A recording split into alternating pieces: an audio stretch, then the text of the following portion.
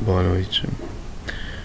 Boa noite, eu sou o Jorge Henrique, professor da Rede Municipal de Nova Iguaçu, professor há 20 anos, doutorando pela Universidade Nacional de Rosário, Argentina, e o trabalho ao qual eu apresento a vocês é uma reflexão sobre os excessivos estímulos causados e trazidos no nosso âmbito escolar pelas tecnologias da informação e comunicação. De nenhuma forma é um trabalho que tem uma perspectiva ou viés negativo. Temos apenas uma proposta crítica. A proposta que trazemos é um estudo comparado dos últimos dados do PISA e das reflexões propostas pela professora Inger Enkvist, que nos trouxe uma perspectiva nova para a pedagogia moderna. Nós temos a tendência no mundo atual de sermos muito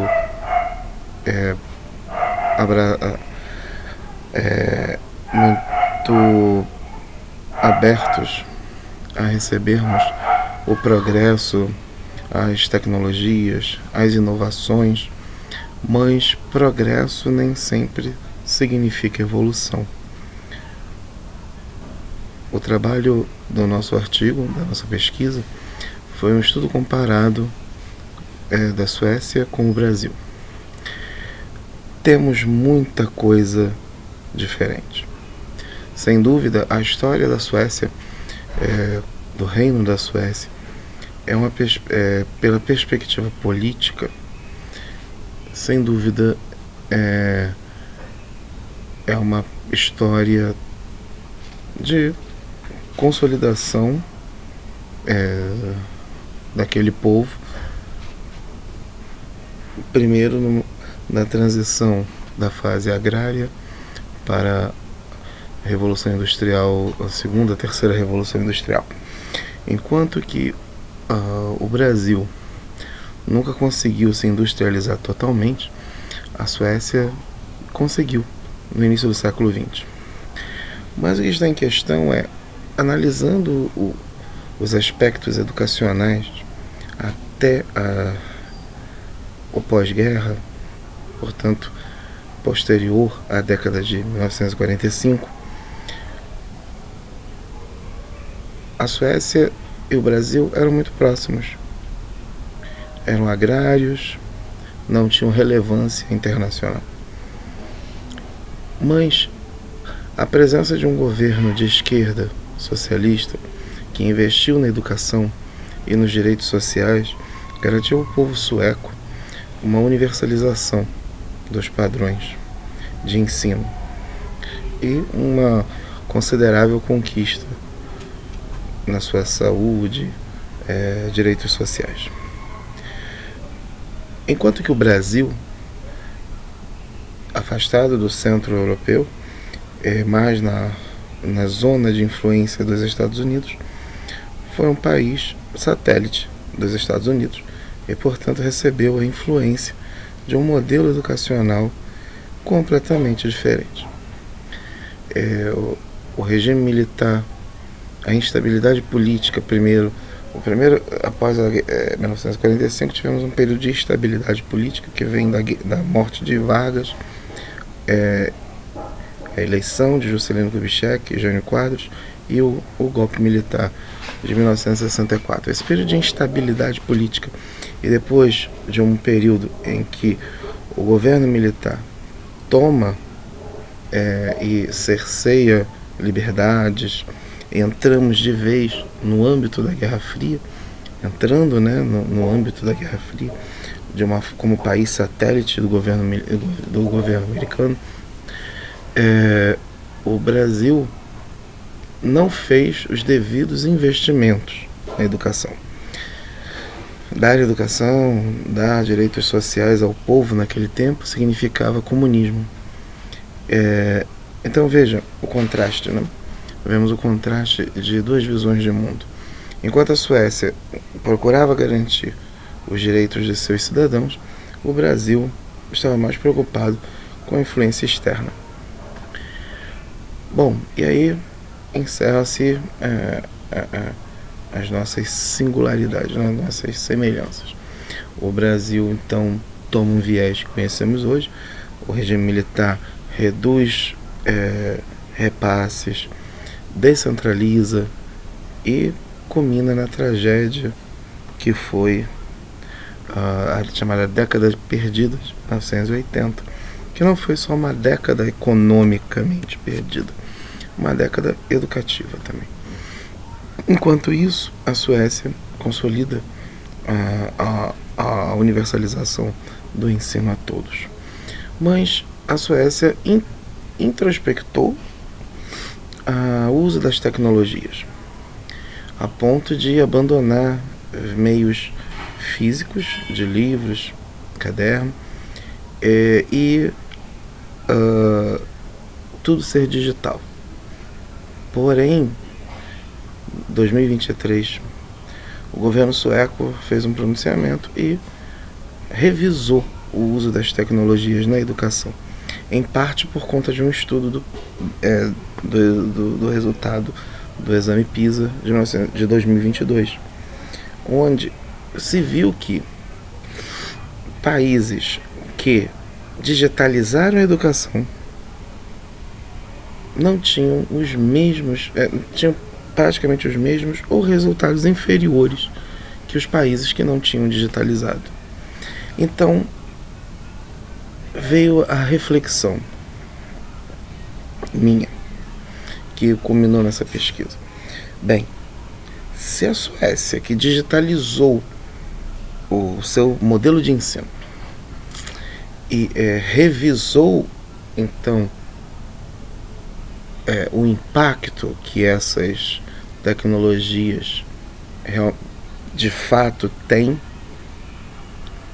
porque o Brasil incentiva tanto, busca tanto, a ponto do governador de São Paulo, Tarcísio Freitas, falar esse ano, em 2024, que seria bom usar a tecnologia da inteligência artificial na educação. O que está em jogo? Então, acreditamos que o Brasil está ainda procurando um modelo de ensino que possa superar milagrosamente o nosso fadado fracasso escolar, o índice de evasão, o desinteresse dos alunos.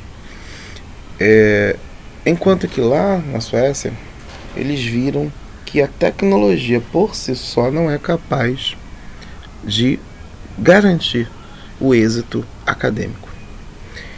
E no meio, nós podemos fazer uma reflexão que esse estudo traz. A doutora Inger Enkvist, professora Inger Enkvist,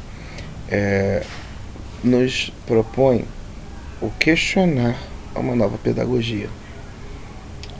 Nem a tecnologia, nem a falta da tecnologia. O que está em jogo é o modelo de ensino. A tecnologia por si só não é boa nem má, mas o uso que estamos fazendo dela conduz-nos a uma situação de impasse. Ou somos a favor ou somos contra. Quando na verdade não é isso que deve ser feito. Uma educação, para ser crítica, ela precisa, primeiro, questionar a si o que ensinar, para então questionar o como ensinar. E eu incluo ainda uma terceira pergunta: em que condições ensinar? Alunos desinteressados, alunos com baixa frequência, alunos que não respeitam a autoridade escolar, escolas defasadas, escolas sem estrutura, professores desmotivados.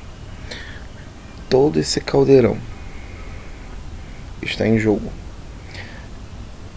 O melhor professor, com os melhores recursos, sem o apoio de uma estrutura de assistência ao aluno, não conseguirá lograr muito êxito. Então, o que nós propomos nesse estudo é: a tecnologia por si só não é capaz de garantir o sucesso acadêmico, o sucesso escolar.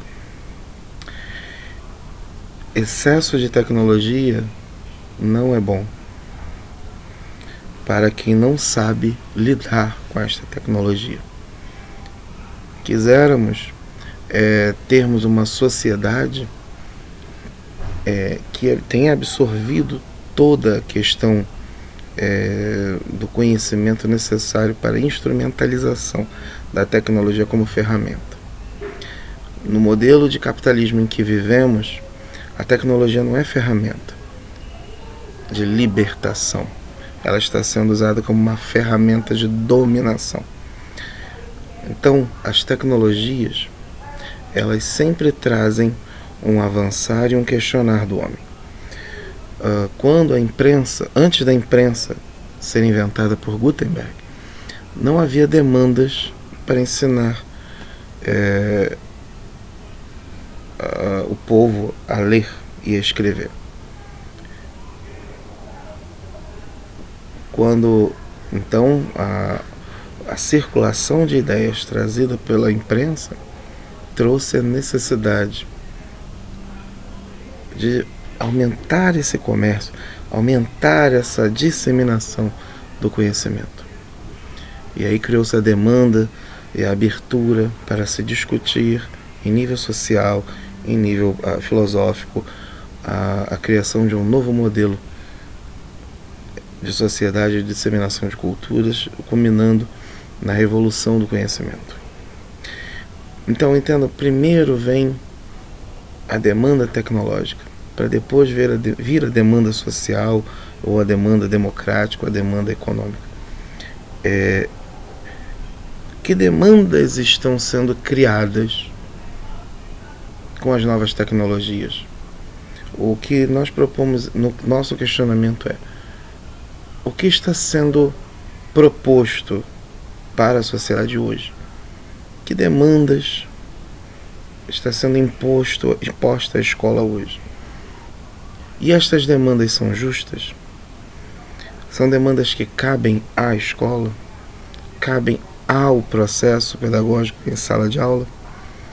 Ou são demandas muito maiores, de um questionamento social, de um questionamento econômico, de um questionamento existencial? Então, a escola, como parte de um modelo de sociedade pós-Revolução Francesa, ela desce, entra em declínio com a evolução da informação, mas ela, ao mesmo tempo que ela entra em declínio, ela precisa dar conta de uma demanda de formação de jovens para o mercado de trabalho, para a sociedade. Então fica o questionamento: esses novos jovens que estão se formando para esta nova sociedade, eles estão preparados, eles estão inseridos, ou eles estão alienados? Então eu não estou aqui dizendo para todos largarmos as tecnologias, mas estou aqui dizendo para fazermos usos críticos da tecnologia. A tecnologia, de novo, eu vou repetir, por si só ela não é boa nem má. Porém, se não a usarmos criticamente, estaremos sendo manipulados pelos poderes, pelos interesses que estão por trás de toda a produção da tecnologização do mundo.